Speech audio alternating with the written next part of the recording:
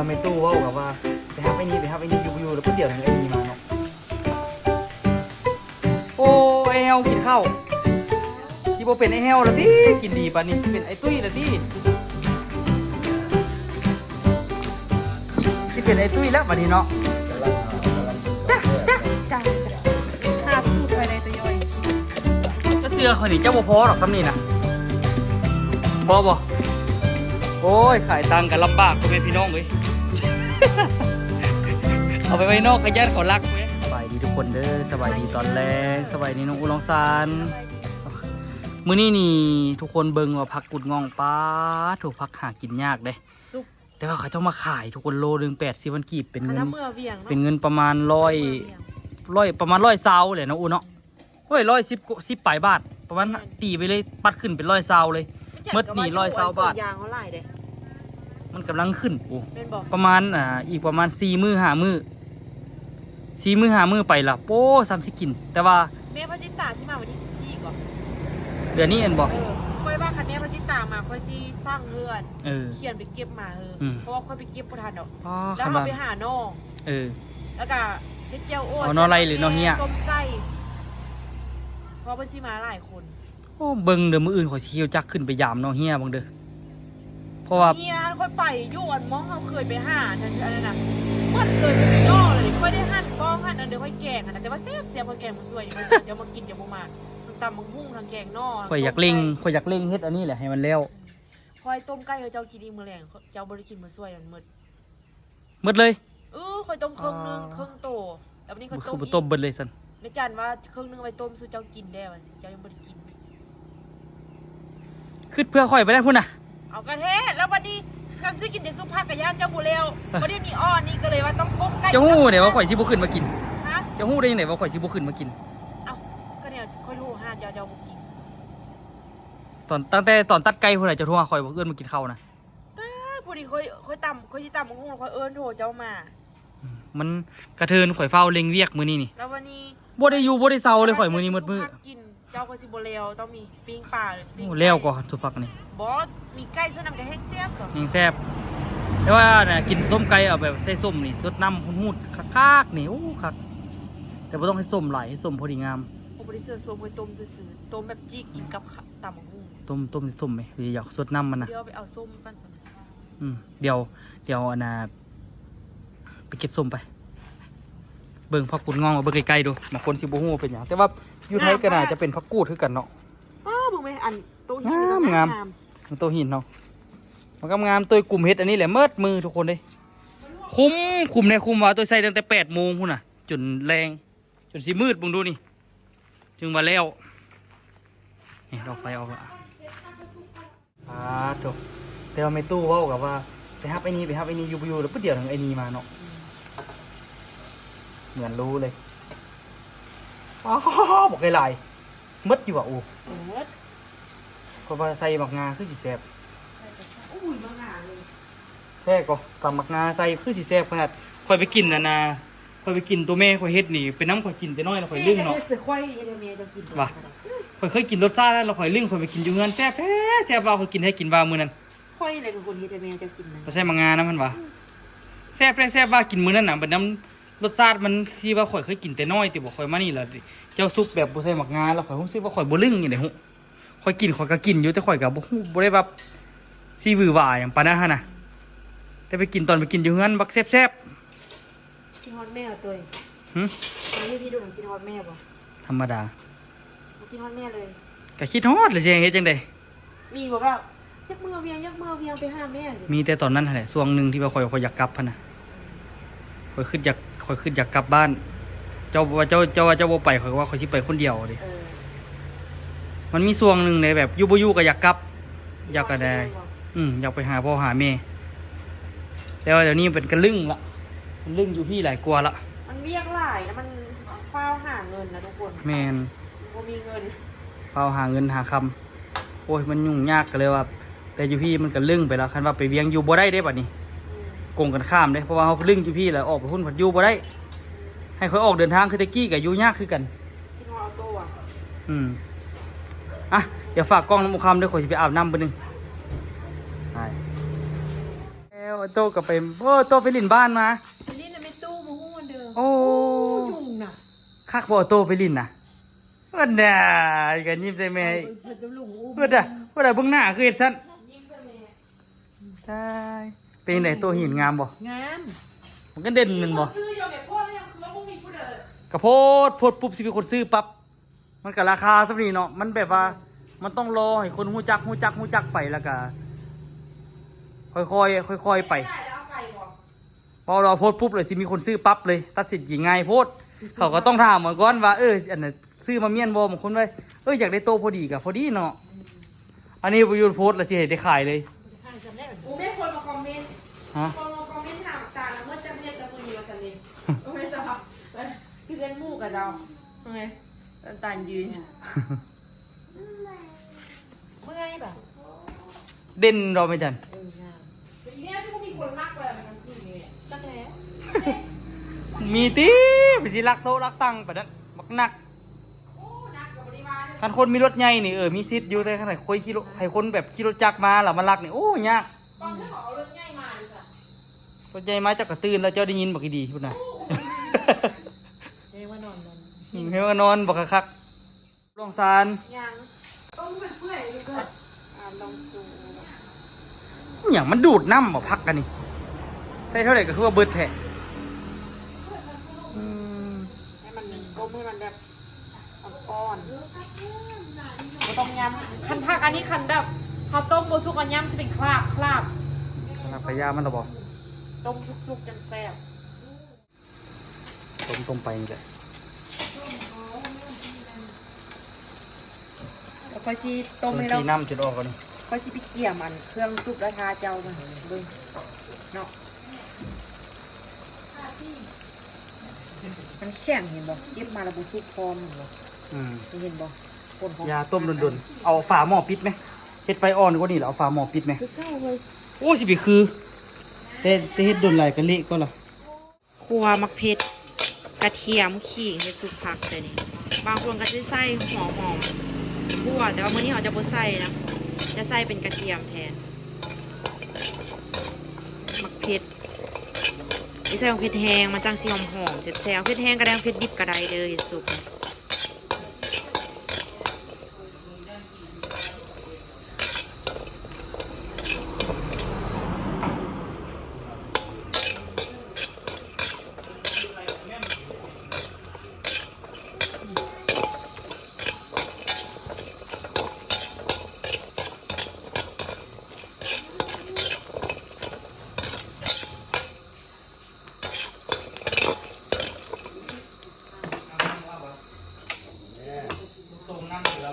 อาบน้ำก่อนอาบน้ำก่อน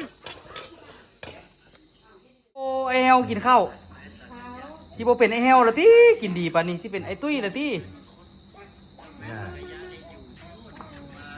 สิเป็นไอตุ้ยแล้วบัดนี้เนาะ กำลังหาวกำลังกินข้าวแซ่บเนาะ จ้า จ้านน้ อาบน้ำก็ห้ามปากไว้นะ จ้า ห้ามปากก็เป็นแซ่บเนาะ กินก้อนกินหลายๆก้อนอาบยามใดก็ได้คนน่ะเว้าอย่างเดี๋ยวนี้เริ่มเข้าใจเบิดแล้วก็เดี๋ยวนี้ ำเอ๊ะทองอ่ะทองอ่ะ เบิ่งความเกียมผักเกียมมันปลาแดกแล้วก็เกียมเครื่องปรุงโชอันนี้เป็นเครื่องนะทุกคนเนาะเป็นกระเทียมเป็นขิงที่บอกที่โอเฮ็ดใส่เกียมที่เฮ็ดใส่ซุปเนาะต้องได้ตำเครื่องหลายนิดนึงเพราะว่าผักหลายชุดนี้โชมันก็อ่อนอยู่ว่ะโอ้มึงดู ก็อ่อนอยู่ตัวอ่อน หวานแซ่บเนาะไปตัดเค้กเพราะเรื่องเค้กหลักเอามากินแล้วไม่เค้กอะมาเป่ามาเป่า เบา เอา หา เต้า เอา ซะ ตัวเอาตัวเฮ้อเด้ ตำเครื่องหลายๆได้เพราะว่าพักมันหลาย หลายประเภทก็ คุณน่ะญาติผู้สกิดแล้วจะมาใส่นี้อีกหมอเลยยังไง สั้นมันขาดสูตรไปได้ตัวย่อย เจ้าเสือคนนี้เจ้าบ่พอหรอกซ้ำนี่นะพอบ่ ต้องโดดก็จะพูดอย่างนั้นสิ บ่พอดอกเฮ็ดจังไหนอูคันมันบ่ได้ขายอู โอ้ยเสื้อรถแล้วก็ไปซ้ำคอนวางร่วงโพนเหล่าตัว ว่าแต่ว่าก็ต้องได้เฮ็ดก่อน อืม ต้องได้เฮ็ดตอนนั้นนำเพราะว่านะเพื่อแบบไปเลาะขายแล้วก็ไปเลาะขายแล้วเขาก็แจกเบอร์เลาะขายก็แจกเบอร์ที่จริงเฮ็ดน้ำบัตรได้ก็ดีเฮ็ดน้ำบัตรไว้หั่นนะเอาHJAC แล้วตัดให้มันแข็งเอาได้ก็ได้ เลาะไปเล่น เดี๋ยวขั้นขึ้นไปเวียงขั้นขึ้นไปเวียงเอาไปเฮ็ดน้ำบัตรโยนนะคลินิกแม่มีเครื่องปิ้นแล้วเราก็เฮ็ดเลย แม่เหรอ เขามีแต่ซื้อเจียตัวเอามันเอาแข็งในนึงแล้วก็ไปปิ้นเอาเลย เลาะเฮ็ดทะเลเลาะ ได้หูปีก่อนแล้วก็น่าจะได้เฮ็ดอะนะป้ายขายโต๊ะหินนะบอก เขาบอกว่าเฮ็ดปลายขายตัวหินก่อน เอามาเปิดเสียปาดก่อน กระเปิดจะฝากนั่น ตายแล้วป้ายพี่จะเต็มอัญญะเนาะวู้บ่แท้ว่าป้ายอันขึ้นเทิงนี่ก็เขาบ่ได้ขึ้นไปติดปานนี้เนาะเบิ่งก่อนมื้ออื่นมื้ออื่นบ่ได้ข่อยสิได้เล็งเฮ็ดอันนั้นข่อยสิเฮ็ดแต่6 โมงก็มื้ออื่นนี่เฮ็ดบัดเดียว8 หน่วยแล้วก็บัดนี้โอ้ยปูนก็เบิดบาทนี่ขายคักเงินก็บ่มี ถ้าได้ขายตัวสุดดีกับใครได้พอสิได้ซื้อปูนเงินเมิดที่หลีก็เอาเงินมายืมได้อูเด้อ มึงดูเขากำลังเบิ่ง อันใด กำลังเบิ่งอยู่ว่ามีคนท่ามบ่ส่งแด่เมืองเงินซิมสุด เจ็ดติ๊ก เจ็ดติ๊กขายตัวหินเมืองเงินเดี๋ยวไปแอดหมู่แล้วก่อนยังบ่ได้เป็นหมู่กันเนาะคอยกันละ นี่ไปได้น้ำมูเขาตีอยู่สันดีข่อยกะว่าแล้วไอ้ติ๊กข่อยกะว่านะคนน่ะ ยังก็บอกไอ้ติ๊กมาคอมเมนต์ แล้วกับคอมเมนต์แต่แรกแล้วเจ้าคือบุหัว บอกมันมีผู้นึงมาคอมเมนต์นะ เล่าทะเล ของมีนาผู้น่ะ เมืองเงินน่ะสิมีไปอีก บอกว่ามีของผู้ชายมาคอมเมนต์ไม่น่าเคยสมะ คือจะไม่น่าเคยซักที่บอก เขาดีใจตี้เขาเห็นไปเรียนวิชานำเราแล้วมานั่นได้ อ้าว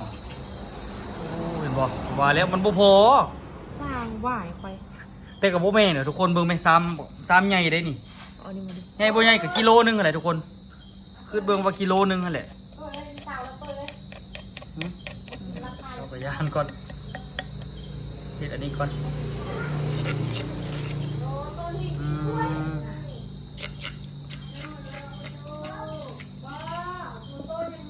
เสียดายบ่มีหมักงาเนาะ มือเดี๋ยวมื้อหน้าเขาจะสู้พระเจ้ากิน เสื้อมังงา แซ่บๆเลยเนี่ย อันนี้บุค่อยบุมีมังงาใครมี ซุปอันนั้นก็ได้ผักกาดดอกก็ได้นะเจ้าก็ได้ปุ้ยจะซุปเจ้าเทื่อเนาะผักกาดดอกเนาะ บุมีกระซุปเนาะ ผักกาดดอกซุปเส้นนะ ตะกี้เนาะ มั อี โอ้ เมลให้ส ย วด จะมัน เนาะ แซ่บเนาะตะกี้ได้ไปกินแถววานเนาะเจ้าก็เฮ็ดเลยไหมใส่มาซีเฮ็ดน้ำติ๊ก ติ๊กบูมาปะนี้ติ๊กไปซอกซื้อโทรศัพท์อยู่เวียงผม ซอกซื้อละคือมือหนึงเลย ซื้อซัมซุงซื้ออันเดียวสินะ อืม ก็บูเป็นเดี๋ยวดอกตัวเอ้ยอันนั้นมันก็แพงเกิน อ๋อแต่ว่า บริ ระ ณี วังใส่เอาละแรงไปเอาน้ำป่าอย่าบ่ได้ใส่น้ำป่าน้ำบ่ โปสเตอร์ พอใส่น้ำป่าได้นี่ก็แซ่บเลยแซ่บประเด็กสำเร็จสำนึงเลยเอาน้ำป่าคิดใส่เนื้อหอมน้ำป่านะแซ่บก่อนกินซุปผักกุดง่องนำกันเด้อมันไผอยากเด้อ ได้หวังว่าอันแม่พระจิตามาแล้วสิไปเก็บเพื่อใดเลยเนี่ย ฮะ อันนี้มันคือว่าตัดก็คือว่าบุคาดวะ เจ้าก็จับได้เอามือหนึงหยุมสันละบ่เอามีดตัดก็ได้มีดตัดบ่มีเนาะมื้อหน้าน่ะซื้อมีดตัดสำหรับตัดผักตัดหยังไว้พร้อมก็ดีคือกันก็เฮ็ดแล้วเราก็ล้างเฮ็ดแล้วเราก็ล้างใส่สไลด์เมียนเกาะเช็ดดีๆบ่ให้เข้าขี้เมียง แค่ เท่ากับ ก็ ชื่อมือบังดีใช่ปะทุกคนใครอยากกินน้ำแน่มากินน้ำเด้อเครื่องหน่อยพูดบอกใครวะ พวกบริเฮ็ดเผ็ดก็เฮ็ดมันเผ็ดก็ยานจะกินบ่ได้ เป็นมือหน่อยพูดบอก เพื่อก็ว่าสละ พอได้โอ้เด้อบอกเลยพอแล้วประเด็นตัวมากมาควรละ ค่อยฟังกินมันก็คือว่าแบบ บ่พอน้ำปลาดอกเครื่องในเดียวนึง เก็บไปได้อีกกับน้ำปลาอีกเนาะ เป็นนัวสิอีกนิดนึงคนดีๆก่อนใครอยากกินน้ำมากินเด้อ เอาแม่พระจิตา ของ มา แซ่บ ที่สร้างให้เขาไปเก็บมาเฮ็ดซุปกินแต่ก็ มื้อนี้วันเดียวได้เหรอ สิได้บอกย่าน มื้อนี้ที่3ว่ะ ไกลแล้วก็ โอ้ยังเหลืออีก10 มื้อ 14มื้อ พอเรื่องมันพักได้ไปถามเพิ่นไว้เราบอก ต้องเพิ่นมาบอก เพิ่นสรุปคนก่อนเนาะ อืม แล้วสิเอาห้องแบบเด้อแล้วค่อยจะค่อยสิไปจองเฮ้อ ฟาดมาแล้วน้ำขึ้นคือมันนั่น คอนเทนต์แล้วแหละ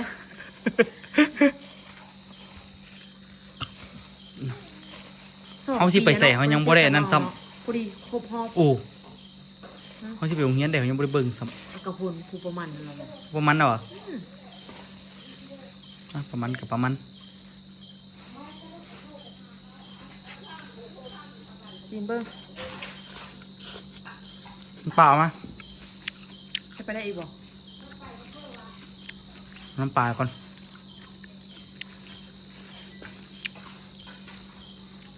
น้ำปลาเวียดบ่ เผ็ดบ่เผ็ดออกมาจะบ่เผ็ด เผ็ดเลย เดี๋ยวเอาหมูห่อ แซ่บแล้วบัดนี้ใครอยากกินน้ำมาเด้อพ่อแม่พี่น้องเลยของแซ่บเนาะของแซ่บหายากราคาบ่เป็นธรรมดาโลละ120 บาทอุ้ยระวังเผ็ดเค็มเด้อบัดนี้เด้อน้ำปลาข่อยเบิ่งจะใส่พอดีละ ไปกินข้าวบ่นี่ ซีมมันก็บอกคนหน่อยโคตรคนหลายๆคนนี่แต่ซีมบัดหนึงก่อนให้เพิ่นกินแล้วมันพอดีปาก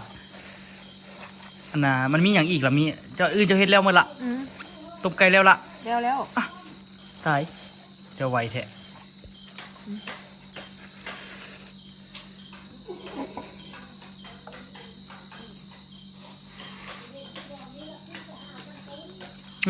แล้วบอก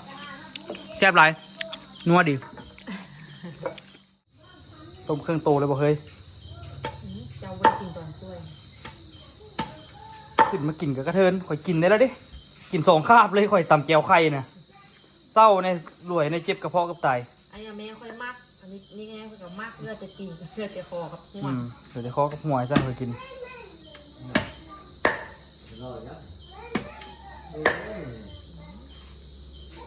นี่จะบอกเลย ไอ้พี่ตาสิบเรนต้มไก่จัก3 ตัวนะ มาหลายคนชิดตรงผ่าน เนาะ3 ตัวเนาะเราปิ้งปลาน้ำเนาะแม่นว่ต้มไก่3 จง ตัว ไปเฮ็ดเมนูอื่นเด้อ มากระจัดสุดใหญ่ไปกระพริบตัว ตำมะฮุ่งต้มไก่กับอะไรที่มื้อหน้าก็จะให้กินนะพวกเจียวพวกโอ๊ตพวกอันนอเย่ฮัน โอ้ยอันบางคนก็ดราม่าว่ามีแต่ของกินแล้วนี่โมแมนเพิ่นมาเพิ่นสิอยากกินพิซซ่าได้ทุกคน พิซซ่าเพิ่นกินอยู่ได้ก็ย้ำได้ก็ได้ ต้องกินอาหารบ้านๆอาหารลาวๆบางคนดราม่าว่าโอ้ยอันน่ะประหยัดเพิ่นว่าอาจจะว่าประหยัดโอ้ก็บ่ได้ประหยัดเด้อเนาะอูเนาะ ไก่นี่โล150,000 ไก่กับโล150,000โลละ200กว่าเด้อบ่แม่นประหยัดเด้อเฮาก็เฮ็ดสุดฝีมือของเฮานะอูเนาะเพิ่นมาก็ต้องแบบเต็มที่ ต้องหลายผู้ใดมาหาเขาก็อยากกินแต่อาหาร แมนส่วนหลายไผมากับต้มไก่และคิดอย่างบอก เนาะอาหารบ้านๆเนาะอันแต่ว่าคนลาวนี่คันเทียบว่าไปมาหาสู้แล้วต้มไก่สู้กันกินแล้วแม่นถือว่าสุดๆแล้วก็ทุกคน แข่งกันยังไง ฮักแพงกันแห้งเด้จึงแบบต้มไก่ให้กันกินนะคันแบบมาธรรมดานี่ก็บ่อยากต้มให้กินก็ ต้มไก่ให้กันกินแม่นฮักแพงที่กันที่สุดละคนลาวนะต้มไก่เลือดแปลงเป็ดปิ้งเป็ดสันใดเอาเนาะ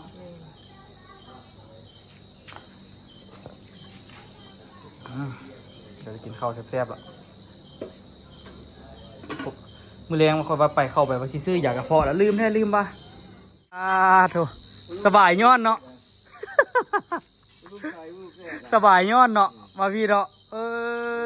นี่ประตูกับบ้านเนี่ย สิบริษัทนะซื้อมาตั้งไว้จากสุดบ่สะเนาะก็สบายอยู่ก็ทำไมจ๊ะเนาะไผมากับมานั่งลิ้นเนาะ มื้อเช้านี่มันก็แต่9 โมง แต่ว่าสินะแต่ว่าย่านแต่ตั้งเสียแต่ดีพูดเลย มันบ่คือตัวโตอันนี้ตัวโตกันมันนักอีหลีกว่าไอ้มา2 คนนี่ผู้หนึงห้ามนี่เรียบร้อย ไอ้จะขายเขา10 นาที เนาะ โอ้ยนอนไปเกี่ยวไปสั่งดินี่มันนอนเนาะกูนอนกับผู้เอา นอนเขาก็เห็นว่ามีเขาก็ย่านแล้วเนาะ โอ้ยเสาอย่าไปจอดเอกเลยนี่เอา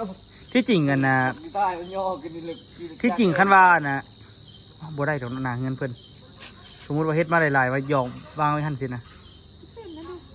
ย่านน่ะไหนแป๊กเอารถลากมาหั่นน่ะ อย่างเจอแปลกในรถมาโอ้ยแปลงนี่ใส่ เบิ่งก่อน ก็ได้ โอ้สบายอีหลีก็แรงมาแล้วมานั่งลิ้นอยู่นี่ เย็นสบาย บ่อยู่หวะต้องเนื้อบ้านแล้วว่ะ โอ้ โอ้คักเฮงเนาะออโต้นี่เนาะ มันเอาขายำ สบายครับ เนาะมันใส่หัวเนาะ สบายแท้สบายว่าเบิ่งแม่เออ มันมีที่มัน มีแฮงขนาด รสชาติ บ่ได้ใส่หยังก็ ไปใส่เครื่องปรุงเป็นงัวเป็นนี่ไปเรื่องใหม่ ด้วยเห็นได้ ด้วย ยัง นี่มื้อนั้นน่ะ ยาโบแซบ บ่แล้วมันกบเกลือนรสชาติ สุด เก่า ท้ายอุ้ยผู้ ใส่แต่เกลือเล็กน้อยนิดเดียวหนึง ว่าใช่หรอ บ่ใส่หยังนะใส่ก็ใส่แต่เกลือกันใส่ ความมันจะใช่อะโจ้ยใช่อย่างว่ามันแซ่บไง ใส่เป็นงัวแล้วมันแซ่บหล่นนูแม่น ผู้ใดก็บอกกินเธอจำจ่า เสียใจขนาดนั้นอยากกินสดนอนเสื้อเกือบเป็นหนัวเลย ขอโทษหลายๆผมถามผู้ชายละ หมูเบอร์ใส่หรือต้องใส่ กินสดๆมันฟังคักๆแม่มันพอดีกลมกล่อม มันก็หอมอยู่มันก็หอมพักไปแล้วนึง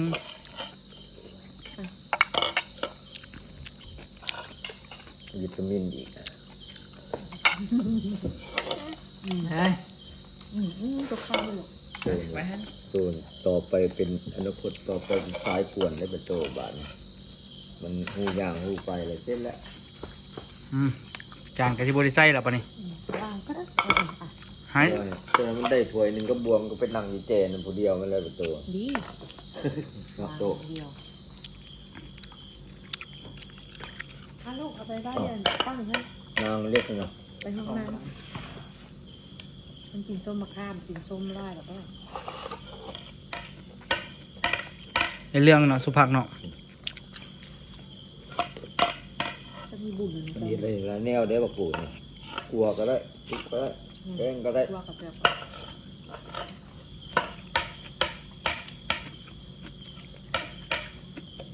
เขาจะมาขายสำเร็จอะเอาสำนักซุปเลยแบบ ต้มไม่ได้นี่ ตกปิดมาทำดิบเนี่ย มันเก็บอ้อนอยู่นี่ตัวน้ำซุปแป้งไก่ ก็จะแซ่บ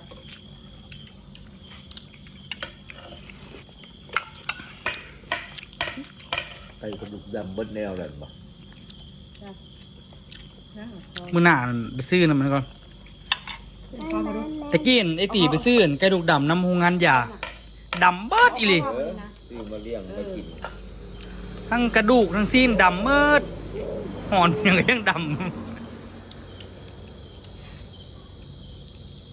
ข้าวก็ ำสุดท้ายอะโอ้แต่ว่าตอนสุดท้ายอะ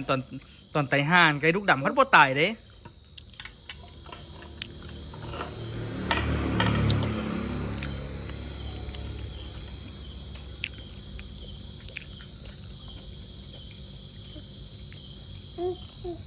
ไปขายตังค์กันลำบากพ่อแม่พี่น้องเลย เอาไปไว้นอกกระยันเขารักเว้ยเอาตังค์มาแวะเอานี่โอ้ยไปเรียบร้อยเลยนี่แต่ว่าอันนั้นน่ะทุกคนโอ้นี่คือเปื้อนละถืออีหยังสิล่ะอันนะตอนก่อนย่านสิย่านเป็นเสียๆนะทุกคนมันอันนั้นกาเลงมาแล้วมีข่าวดีทุกคน คือสุดเที่ยวเฮ็ดนี่เอามาแล้วอูไปโพสต์ขายเนาะหลังจากโพสต์ขายนี่ เอามาวางไว้นี่แล้วโพสต์ขายสุดนี่นี่มีคนเอาแล้วทุกคนเอามืออื่นที่ได้ไปส่งเขาก็เลยแบบว่าย่านมันสิเสียโอ้คือว่าเป็นการเริ่มต้นที่ดีเนาะเฮ็ดปุ๊บกันมีคนเอาปั๊บเลยเป็นครั้งแรกเนาะอ้าวโคตรแจ่มเลยทุกคนเฮ็ดปุ๊บมีคนเอาปั๊บแต่ว่ามืออื่นนี่สิได้สู้เอาเต็มที่อีกเนาะแล้วก็เฮ็ดเต็มที่อีกส่วนสิได้โตะตังค์บ่เป็นธรรมดาเด้อทุกคนที่มาฮอดจุดนี้เนาะนี่ตังค์8 หน่วยทุกคนเก้าอี้8 หน่วย2 4 6 7 8ทั้งหมดนี่ประมาณคันสิเทียบนี่ก็ประมาณ1,350,000ประมาณ 2,000 บาทท่วนเลยทุกคนเบิ่งเด้อไปสิไล่ให้เบิ่ง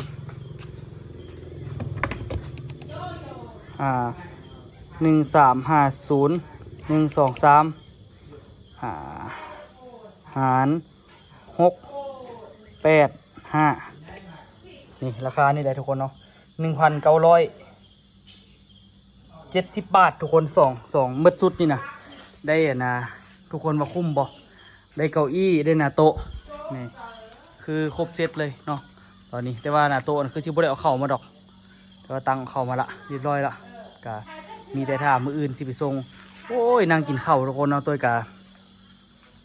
หลังจากกินข้าวเนาะกินข้าวแล้วออกมานั่งทักดินทั้งหน้าละอูบอกมีคนสั่งละตัวกาดีใจเลยเพราะว่าเป็นสุดที่เฮ็ดครั้งแรกแล้วก็เอามาโพสต์ขาย ล่ะผ่านเวลาไปประมาณ1-2 ชั่วโมงนี่แหละแต่มีคนสั่งเลยทุกคนเนาะในราคาสุดนี้เดี๋ยวมื้ออื่นสิได้ไปส่งเขาแต่ว่าบริเวณอ้อมข้างนี่ก็อาจจะไปส่งในอยู่แต่ว่าคันว่าไปไกลๆเนี่ยก็สิได้คิดค่าบริการอีกจัก50,000 กีบเนาะคันว่าไปส่งไกลคันว่าส่งใกล้ๆนี่ก็ส่งฟรีว่าซั่นซะเนาะโดยก็เอารถเฮ็ดร้อยเลยทุกคนเห็นบ่รถนาวาร่าตัวเห็นใส่สุดเดียวก็บ่ได้ทุกคนใส่สุดเดียวก็บ่ได้แต่ว่าของน่ะเคยหันรู้สึกว่าคันว่าเราใส่เต็มรถเท่าน่ะคันเป็นรถแบบตัวนี้นะทุกคนเสื้อบอกว่าได้ฮอด7 ชุดหรือว่า13ป่ะน่าจะรู้สึกว่า7 ชุดนี่แหละที่เราเอาใส่ไปได้รถเฮ็ดร้อยแบบตัวนี้นะแต่ของเราเป็นซุปเปอร์วันบ่ว่าซุปเปอร์วันกับเฮ็ดร้อยมันใหญ่ซ้ำกันหรือว่าใหญ่กว่าหรือน้อยกว่าแต่ตัวคิดว่ามันน่าจะซ้ำๆกันนั่นแหละมันใส่ได้ถึง7 ชุดทุกคนคิดเบิ่งว่าปริมาณรถนาวาร่านะใส่ชุดหนึ่งกับบ่ได้ใส่หน้าโต๊ะก็คือเต็มละคือมาเอามานี่เอามา2 เทื่อเอานะตามที่ทุกคนเห็นอยู่ในคลิปนั่นแหละเต็มที่เลยทุกคนเนาะตอนนี้นี่ก็ได้แล้วนี่แหละโอ้มีแฮงดีใจนะทุกคนพอดีตัวโบมีเงินซื้อปูนกับเบิดทุกคนเบิดอีหลีก่อนแล้วตัวกับเฮ็ดจังไหนเนาะเงินซื้อปูนกับโบมีละนะปูนเหลือเป่านึงจ้าบางเอิญมีคนมาสร้างนั้นก็โอ้ดีใจนะทุกคนเนาะค่อยๆเฮ็ดไปเดี๋ยวมันก็สิสะดวกขึ้นเนาะทุกคนงามบ่ทุกคนโคตรแจ่มเลยเป็นยังไงอุคำเป็นยังไงป้าเหงือข่อยแตกเลยแล้วเจ้าย่างไปยังหันเปิดแฟตก็สั่นกันยังว่าเจ้าจะสู้คิดเรื่องว่าสิห้ามมันเข้าพันนะเจ้าคิดเบิ่งเจ้าบอกว่าห้ามเข้ามาไหมเราเบิ่งสภาพข่อยไปดิเมื่อกี้ไอ้นี่ที่มาห้ามช่วยอยู่แต่ว่ายามันแหละมันยุ่งยากเดี๋ยวมืออื่นนี่มึงไม่เห็นมาเอาดอกโต๊ะนี่นะนักโบนักนี่แต่ว่าของเขามันงามเนาะโบได้น้องไผ่ก็อยากได้เนาะรู้สึกก็ได้อุคำเฮ็ดปุ๊บมีคนสั่งปั๊บเลยโอเคเยอะ